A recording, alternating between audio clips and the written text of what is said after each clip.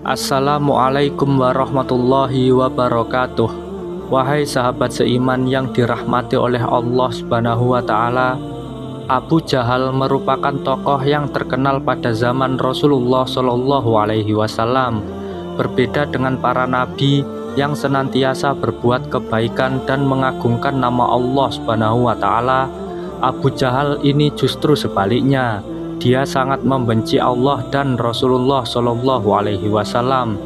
Bahkan ia mati mengenaskan dalam perang Badar. Dan setelah kematian Abu Jahal, Rasulullah Shallallahu Alaihi Wasallam pernah berdialog dengan kuburan Abu Jahal. Apa isi dialog tersebut? Simak video ini sampai selesai. Namun sebelum kita lanjut, jangan lupa untuk selalu support channel ini dengan cara klik tombol subscribe di bawah ini. Dan jangan lupa aktifkan tombol notifikasinya agar sahabat tidak ketinggalan video-video terbaru dari channel ini. Abu Jahal memiliki nama asli yaitu Amr bin Hisham. Ia digelari Abu Jahal yaitu bapak kebodohan. Gelar ini bukan tanpa alasan. Ia merupakan salah satu kaum kafir Quraisy yang paling membenci Nabi Muhammad Shallallahu Alaihi Wasallam, dan bukan perkara mudah untuk Abu Jahal melihat cahaya Islam. Perasaan iri dan persaingan oleh Bani Maksum dan keturunannya kepada silsilah Bani Hashim, seperti Bani Abdummanaf dan Bani Qusay, yang membuat hatinya sangat keras. Abu Jahal sendiri berasal dari Bani Maksum, sementara itu Nabi Muhammad Shallallahu Alaihi Wasallam dari Bani Hashim. Perbedaan pandangan serta kepercayaan antar kelompok inilah yang menjadi asal muasal kebencian Abu Jahal terhadap Nabi Muhammad Shallallahu Alaihi Wasallam. Hal tersebut pernah diungkapkan oleh Abu Jahal kepada Mughirah bin Syu'bah yang terkutip dalam buku Cahaya Abadi Muhammad Shallallahu Alaihi Wasallam, Kebanggaan Manusia, karya Muhammad Fethullah Gulen. Suatu hari Abu Jahal dan Mughirah bin Syu'bah sedang menyusuri jalan kota Mekah. Di perjalanan mereka berpapasan dengan Nabi Muhammad Shallallahu Alaihi Wasallam. Saat itu Nabi Muhammad Shallallahu Alaihi Wasallam mengajak mereka untuk mengikuti jalan Allah. Namun dengan tegas Abu Jahal menolak ajakan tersebut.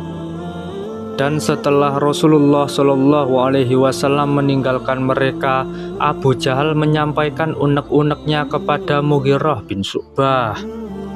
Demi Tuhan, sebenarnya aku tahu apa yang dia katakan memang benar. Tapi ada satu hal yang menghalangiku dari mengimani dia, yaitu bahwa dulu Bani Qusay berkata, kami memiliki hak al-hijabah. Kami pun menyahut baik.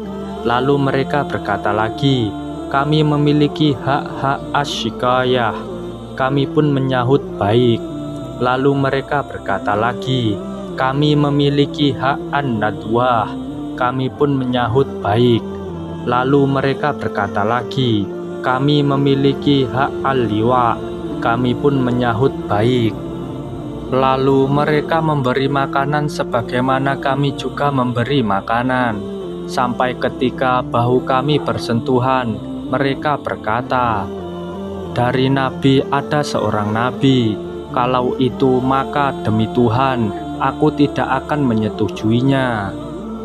Dalam sebuah riwayat lain, Abu Jahal berkata, kami sering berlomba untuk meraih kehormatan dengan Bani Abdummanaf. Ketika mereka memberi makanan, kami pun memberi makanan. Ketika mereka membuat barang perniagaan, kami pun membuat barang perniagaan. Ketika mereka memberi, kami pun memberi. Sampai ketika bahu kami bersentuhan, dan kami seperti kuda pacu. Mereka berkata, dari kami ada seorang nabi yang mendapat wahyu dari langit. Bagaimana mungkin kami akan mengakui hal itu? Demi Tuhan, kami tidak akan pernah mau mendengar atau mempercayainya selamanya. Bahkan hingga menjelang ajalnya, Abu Jahal tak pernah satu kali pun tertarik untuk beriman kepada Allah Subhanahu wa Ta'ala dan kepada Rasulullah Shallallahu Alaihi Wasallam. Dia menghembuskan nafas terakhirnya saat perang Badar. Dalam kitab ringkasan Sahih Muslim karya Nasiruddin Al-Albani diceritakan bagaimana meninggalnya Abu Jahal. Saat itu terik matahari Madinah di kampung Badar pada tanggal 17 Ramadan 2 Hijriah terasa lebih panas dari biasanya. Genderang perang antara kaum muslimin dan kaum kafir Quraisy pun dimulai. Saat itu pasukan muslimin yang berjumlah sedikit dengan beranggotakan 313 orang harus melawan pasukan kafir Quraisy yang hampir 3 kali lipat lebih banyak dari pasukan muslimin, yaitu sebanyak 1.000 orang. Meski perang belum pecah, Abdurrahman bin Auf yang merupakan sahabat baginda Rasulullah Shallallahu Alaihi Wasallam berhenti di tengah barisan pasukan muslim. Saat itu seorang pemuda berumur 16 tahun tiba-tiba mendatanginya dan berkata, "Wahai paman, apakah engkau kenal dengan Abu Jahal?" "Ya, aku mengenalnya. Tapi kamu ada keperluan apa dengannya?" jawab beliau. "Saya dengar Abu Jahal selalu memaki Rasulullah selama di Mekah. Demi Allah yang menguasai diriku, kalau saya melihat Abu Jahal tak akan terpisah sebelum salah satu dari kami mati lebih dulu," tegas pemuda tersebut yang diketahui bernama Mu'az bin Afra. Abdurrahman bin Auf yang mendengar ungkapan berani tersebut merasa sangat takjub. Namun belum juga reda kekagumannya pada keberanian pemuda itu, tiba-tiba seorang pemuda lain dari Ansor datang lagi menghampirinya dan berkata, "Paman, apakah engkau tahu siapa Abu Jahal itu?" "Ya, aku mengetahuinya." "Apa keperluanmu dengannya?" tanya Abdurrahman bin Auf. "Saya dengar Abu Jahal selalu jahat dan bersikap keras kepada Rasulullah Shallallahu Alaihi Wasallam. Demi Allah, saya ingin membunuhnya," jawab pemuda tersebut. Dan ternyata ia adalah adik dari Mu'az, yaitu Muawis bin Afra yang masih berumur 15 tahun. Setelah kakak beradik ini mengungkapkan niatnya, tiba-tiba Abdurrahman bin Auf melihat Abu Jahal dari kejauhan dan berteriak, "Itu Abu Jahal!"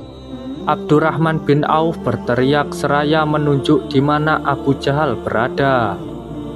Saat itu Abu Jahal sudah menduga kalau ia akan menjadi incaran kaum muslimin. Itu sebabnya Abu Jahal selalu dijaga oleh pasukan kaum kafir Quraisy. Dan tiba-tiba Mu'az dan Muawis melesat seperti anak panah siap untuk menyerang Abu Jahal. Saat itu Abu Jahal dilindungi oleh 10 lapis pasukan yang bersenjata lengkap. Namun Muawis menyerang pasukan kafir tersebut sampai tak tersisa, hingga pedangnya pun menebas paha Abu Jahal dengan sayatan yang sangat dalam. Namun nyawa Abu Jahal masih bertahan, ia belum juga mati. Langkah selanjutnya, sang kakak juga melukai kaki Abu Jahal hingga dia tersungkur dan tidak bisa berdiri lagi, dan darah terus mengucur deras dari kakinya. Saat itulah Ibnu Mas'ud datang dan menghampiri Abu Jahal dengan posisi pedang yang terhunus. Ia berdiri di tengah tubuh Abu Jahal yang sudah dipenuhi oleh banyak luka. Ibnu Mas'ud berniat untuk memenggal kepala Abu Jahal. Namun sebelum itu terjadi, tiba-tiba Abu Jahal memberikan isyarat dengan matanya yang seolah-olah ingin mengungkapkan kata-kata terakhirnya. Lalu Ibnu Mas'ud menahan pedangnya dan mendekatkan telinganya ke mulut Abu Jahal. Ibnu Mas'ud mengira jika Abu Jahal akan bertaubat, menyesali semua perbuatannya selama ini kepada baginda Rasulullah Shallallahu Alaihi Wasallam dan mengucapkan syahadat. Namun masa-masa kritis tak juga membuat hatinya luluh. Ia malah mengatakan, "Sampaikan salamku kepada temanmu Muhammad. Bilang ke dia, saya musuhnya di dunia akhirat." Abu Jahal tetap menyombongkan diri meski ajal telah menjemputnya. Kemudian Ibnu Mas'ud mengangkat pedangnya dan berakhirlah hidup Abu Jahal di dunia. Dalam perang tersebut terdapat sekitar 70 orang pasukan kafir Quraisy yang tewas. Ketika semuanya sudah ditimbun dengan tanah, Rasulullah Shallallahu Alaihi Wasallam mendekati kuburan mereka. Beliau mengajak semua kafir di kuburan itu untuk berbicara. "Hai Abu Jahal bin Hisham, hai Utbah bin Rabi'ah, dan hai Syaibah bin Rabi'ah," seru Rasulullah Shallallahu Alaihi Wasallam menyebut nama-nama petinggi kafir Quraisy lainnya. "Apakah kalian telah mendapati apa yang telah dijanjikan oleh Rabb kalian itu benar?" Para sahabat pun kaget dengan apa yang dilakukan oleh Rasulullah Shallallahu Alaihi Wasallam itu. Kemudian Umar bin Khattab bertanya, "Ya Rasulullah, bagaimana engkau mengajak bicara orang-orang yang telah menjadi bangkai?" Kemudian Rasulullah Shallallahu Alaihi Wasallam menjawab, "Demi zat yang jiwaku berada di tangannya, kalian tidak lebih mendengar perkataanku itu melebihi mereka, hanya saja mereka tidak dapat menjawab." Begitulah cara Rasulullah Shallallahu Alaihi Wasallam berdialog dan berbicara dengan mayat Abu Jahal, sosok orang yang selalu memusuhinya hingga ajal menjemputnya. Itulah sedikit yang bisa kami sampaikan kali ini. Semoga bisa menambah wawasan dan bermanfaat untuk kita semua. Amin ya robbal alamin. Wassalamualaikum warahmatullahi wabarakatuh.